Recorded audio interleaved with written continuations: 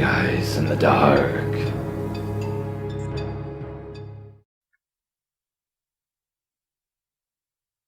This story is probably about 40 years old now, from when my mom was summer camp counselor as a teenager. Every counselor present swears this tale is true. The following tale is long and consists of a few smaller events rather than one single encounter, so I've divided it into 4 main parts to make it a little easier. To give an idea of the setting, it was, and still is, a pretty normal summer camp. About 300 to 400 acres with 5 cabins, each assigned a letter A through E. Every Sunday, a new batch of campers would arrive around 3 to 4 in the afternoon, and on Saturdays they'd leave by noon. Half the summer, it would have been boy campers, and then the other half, they'd have girls. My mom was there for 2 weeks during the girls' half.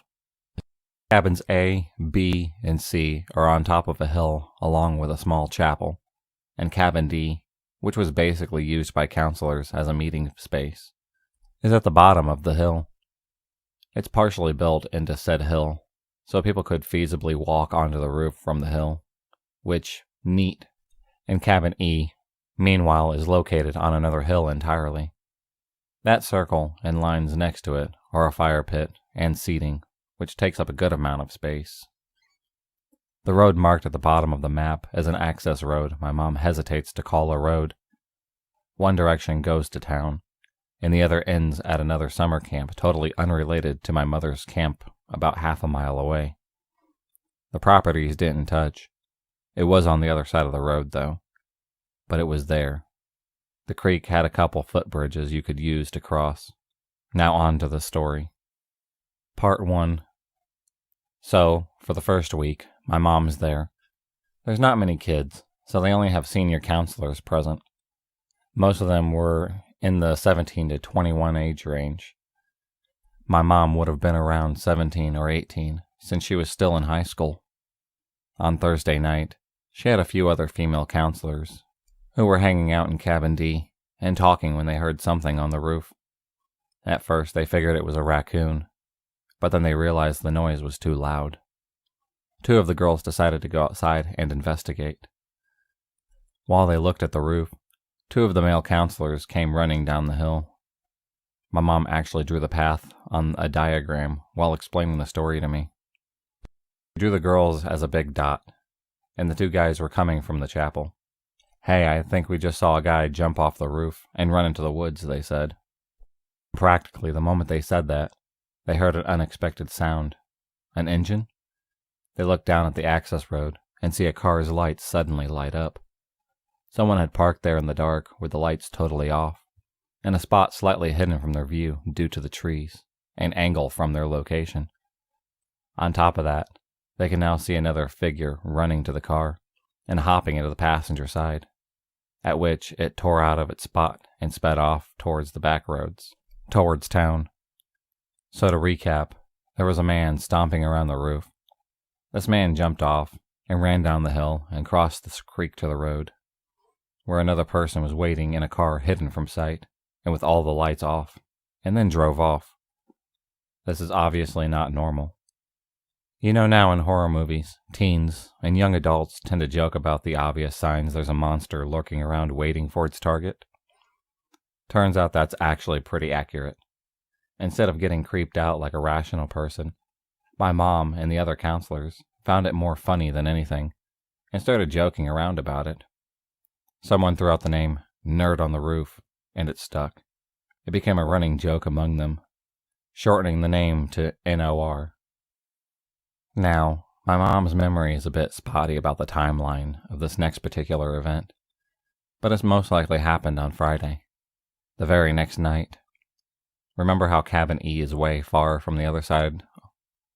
The diagram does not feature the vast swaths of trees that also surround it. This cabin is so far removed from the rest of the camp, it actually had its own telephone connecting to the main part of the camp. This was during the 70s. Cell phones did not exist yet. Since it was so remote, they usually assigned older campers to it. But during my mom's first week, they didn't have enough campers to need it, though.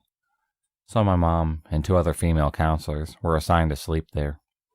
So on Friday, The phone rings in the middle of the night and wakes them up. One of my mom's fellow counselors answers groggily. "Hello?" "Uh-huh. Uh-huh. Okay." She then hangs up, grabs a broom, leans it against the door handle, and crawls back into bed to try to return to sweet land of sleep.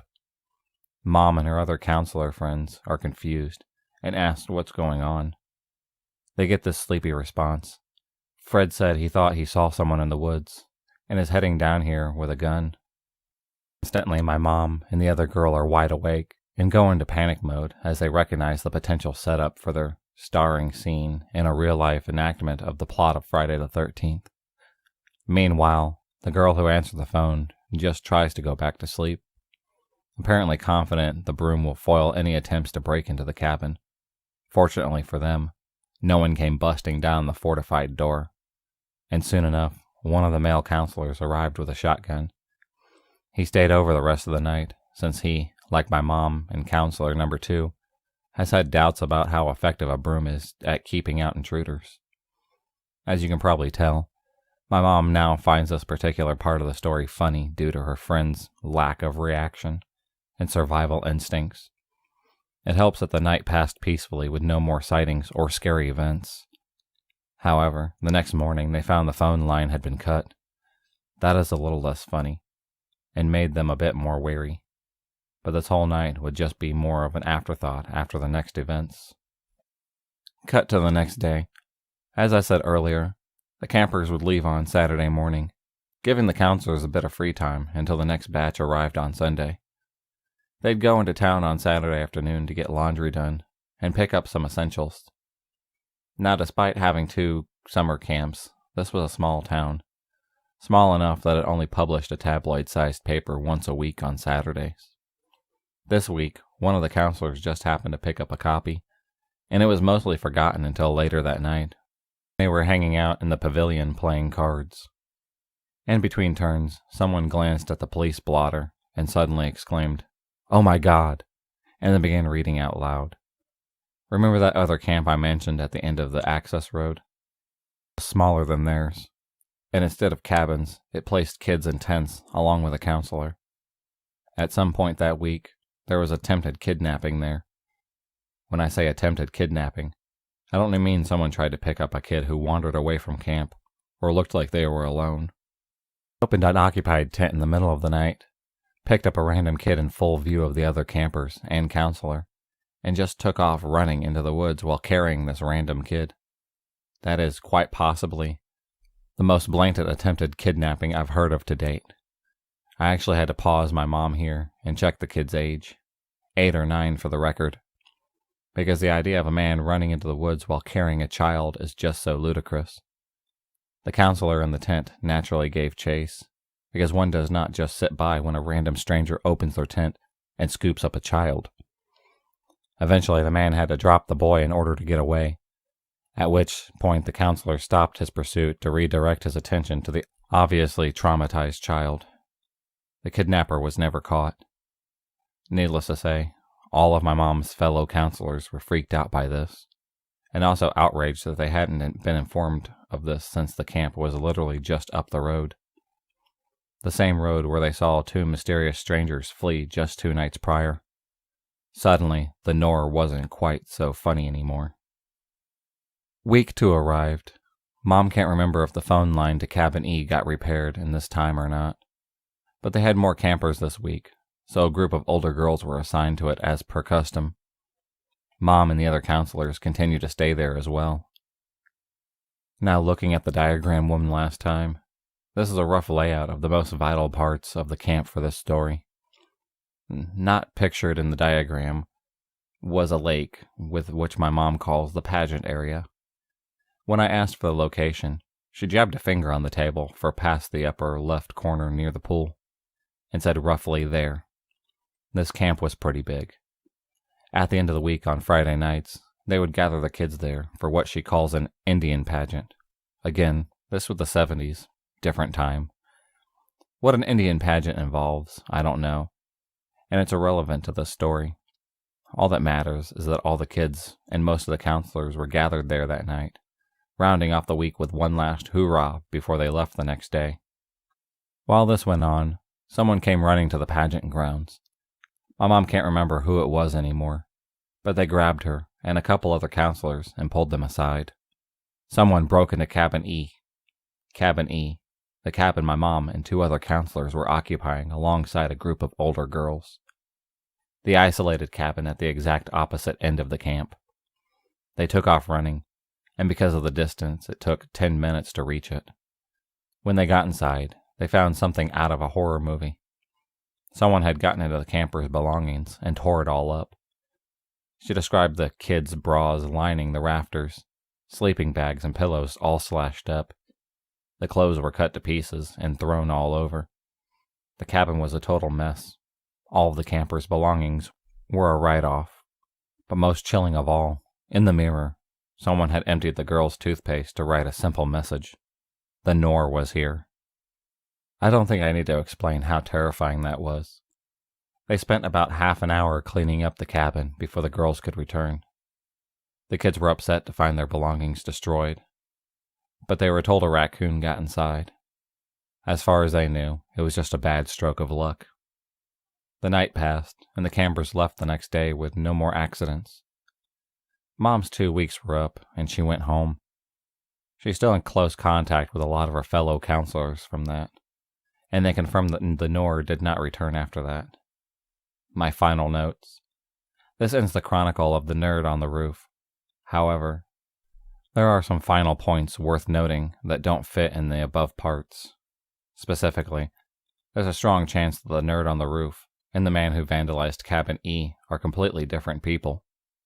Camp had a nice couple living there as caretakers, along with an adult son who was not so nice. He always gave off creepy vibes.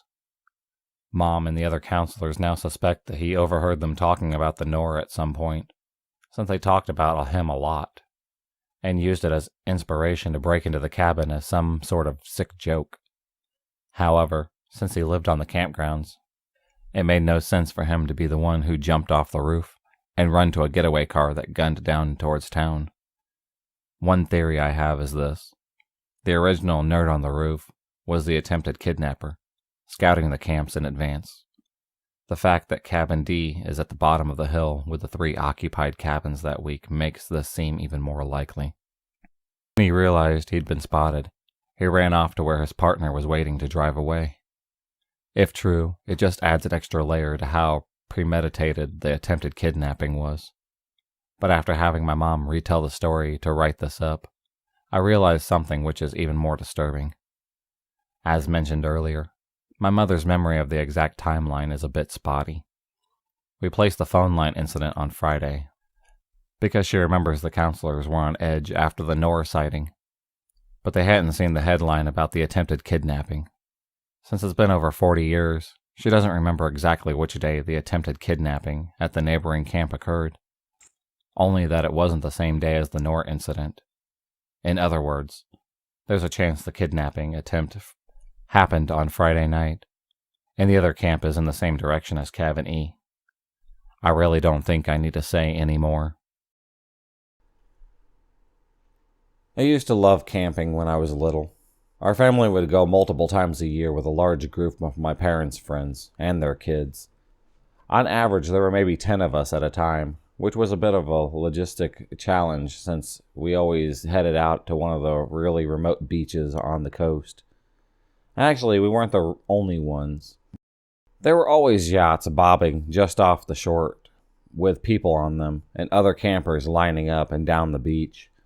Most of them also had children or teenagers, so it wasn't a wild party scene. It was very much an informal family holiday spot. There was even a small building with toilets and showers installed nearby, even though this was the middle of nowhere. I guess the local council must have figured it out and got sick of people peeing behind bushes. We took a trip up in spring of 2011. I'm really bad with time, but I know this because I got my dog in winter of 2010. After picking her out that November from the shelter as a birthday gift from me to me, as I paid her adoption fees. I named her Parmesan. Parmesan came up as a 6-month-old puppy who had been rescued from a dog-fighting situation. We're not entirely sure what breed she is exactly, but my best guess is a Staffy mix. She is a wonderfully well-tempered dog with people, and most dogs. But you absolutely do not threaten her. She'll have you. So by the time of this camping trip, I'd had Parmesan for a few months. She never came camping with us before, but far as my family are concerned, dogs go on camping trips. So when we all piled into the car, she came too. Unusually though, none of the family friends could make it, so it was only me, my sister, my dad, and my mother. I didn't mind. I wasn't that attached to the other kids anyways. I'd rather play with my dog, and I'd still have my sister. The drive took the best part of 6 hours, and because we left a bit later, we arrived at sunset. Not a good time to be building a tent, but we'd expected to arrive to other campers already set up, and the beach illuminated in campfires. The beach was completely empty. In spite of this, my parents started taking stuff out and trying to build the tent. They asked us to fetch some of the lighter bags from the boot of the car while they sat pointing a flashlight at the stand to see poorly. I rolled down the window of the car for Parmesan before getting out. It was pretty hot for that time of year, and I wanted her to have some air.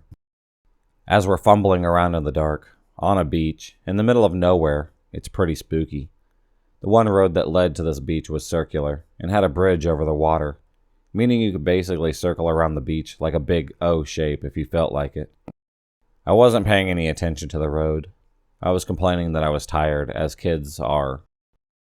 After maybe 15 minutes of my dad trying to nail the tent into the sand, my mom's asking him had he seen the car drive around. It's been a few times. My dad shrugged her off. He sort of liked that. I don't know if he said anything back to her, but after a few more minutes, a car pulled up next to ours on the road, and someone got out. It was maybe 15 or 20 feet from the cars to where we were, and the light was pretty low, except for the torches. We weren't expecting to see anyone else out there at this point, and I think my mom said it must be the security. I don't know why a random beach would have security. I think what she meant was the Wildlife Trust or something, as they do occasionally come down to do their nosy jobs. The guy was walking pretty unevenly. He must have been drunk or high, because he had that stagger on him. There was no way that this guy was sober. Cool. A junkie. Not an unusual find, but it's rare to see them in the wild. As he walked into the flashlight range, we realized that he was carrying a large knife, maybe 15 inches. Although I was small at the time, so maybe my sense of scale was off. I don't like my dad, but credit to him once he saw that he got up immediately, holding on to the camping mallet, and put us behind him. The man began to shout wildly at us that we can't camp here, and he was just letting us know. My dad tried to initially be a bit low-key with the guy, and told him that was fine. We'd leave, but this didn't work. He kept coming closer to us. So my dad started shouting, and the man kept shouting back at him. My sister and I were crying. I remember shaking. I was utterly terrified, as I'm sure anyone would be in that situation. It really did seem like this guy and my dad were going to fight, and I'm going to be honest. I didn't fancy my dad's chances. While it's grim to consider, I'm absolutely convinced that he could have killed my dad, and possibly us as well, once he was done, as I don't think my mother could have had the common sense to run with us. I love her, but she's always put Dad and her relationship with him above us. This isn't how it went down. A bolt from the black, like a wolf descending on its prey, took us all by surprise. Most of all, the man with the knife. In that moment, Parmesan, who was the apex predator large canines represent in nature, she got him good by the arm and clamped down hard, ripping his jacket and shredding the skin underneath. He dropped the knife, as it had been in the arm she got by him. He kicked her, he punched her, and eventually got her off. He grabbed the knife from the sand and ran back to his car and drove off. The dog didn't follow. She stayed with us, muzzle covered in blood. Quickly as we could, we gathered our things, and we all got back into the car, all pretty shook up by the incident. I looked her over. She was okay, but the car's window was much more open than I'd left it. We think that happened when the shouting started. She must have put her paws up on the gap, as it was an older car and had the roll-down windows and not an electric button. We think she must have been able to hit it with her paws to force it down enough to squeeze out. This is not the end of the story. We were all pretty scared, and since we had the dog with us, we couldn't book into the hotel for the night. My parents decided just to drive home so that we'd all feel safe, but first had to drive into the nearest town for petrol, as we were kind of low. I spent the time trying to clean my dog up a little. I'd always loved dogs, but what she has just done for me blew my mind. As we drove into town, we came across a gas station, but it looked closed. My dad drove up closer to get a better look and stuck his head out the window to get a better look at the sign. My mom asked what on earth he was doing, and he told her that he was trying to see if when it opens. Never. My heart sank. Parked in the corner behind a van, so we didn't see him at first, was the man with the knife. He was sitting on the hood of his car, using some tissue paper to clean up his arm. It looked pretty bad. Without stopping to refuel or look anywhere else in town, my dad drove right out of there. We decided to go to the next town over, but this was remove. The next town over was 60 miles away. He didn't have that much gas. He realized, as we began driving, we were going to break down, but that was fine, Dad said. We have AAA. They would come tow us home, or at least somewhere acceptable for the night. It's better than staying in the last town. After driving for maybe 5 minutes, lights flash us from behind. Another car. The same car the man had been driving. It was him, following us. He must have realized that we were low on gas. The next half hour was one of the worst half hours of my life. I had a complete and utter breakdown, as did everyone did. I could tell my parents were trying to keep it under wraps so it wouldn't upset us. But we weren't really little kids. We were both double digits. We knew how dangerous the situation was. Dad turned off the radio to conserve gas, and the man followed us for 50 miles before he peeled away onto another road. Our fuel meter was on the big red E for empty for the last 10 miles. We were driving on fumes. I don't really believe in God, but if he does exist, that was definitely one of his miracles. Once we got there, we drove into a petrol station and refilled the fuel tank before driving the rest of the way home. Sister and I slept in the car after that.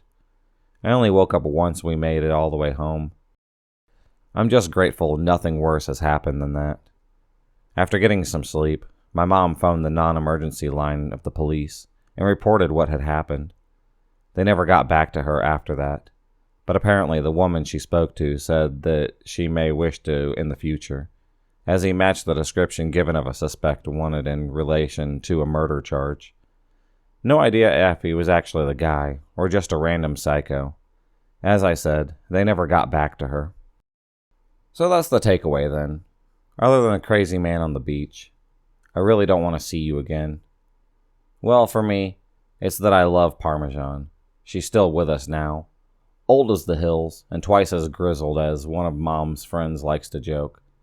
I don't know why she did what she did that day. I couldn't tell you what her thought process was. What I do know is that this poor puppy was born into an environment where they abused and neglected her, only to be rescued and taken to a shelter where her mother and siblings all found homes before her. Despite how badly people had treated her, when I took her home, she forgave, but never forgot. I think the saying is, I never trust a person who doesn't like a dog, but I always trust a dog when they don't like a person. They have a very good understanding of human body language, and I think she must have understood how much danger we were really in. If you enjoyed this video, please subscribe, like, and hit the bell for notifications on future videos and become a stalker of the night, and I'll see you next time.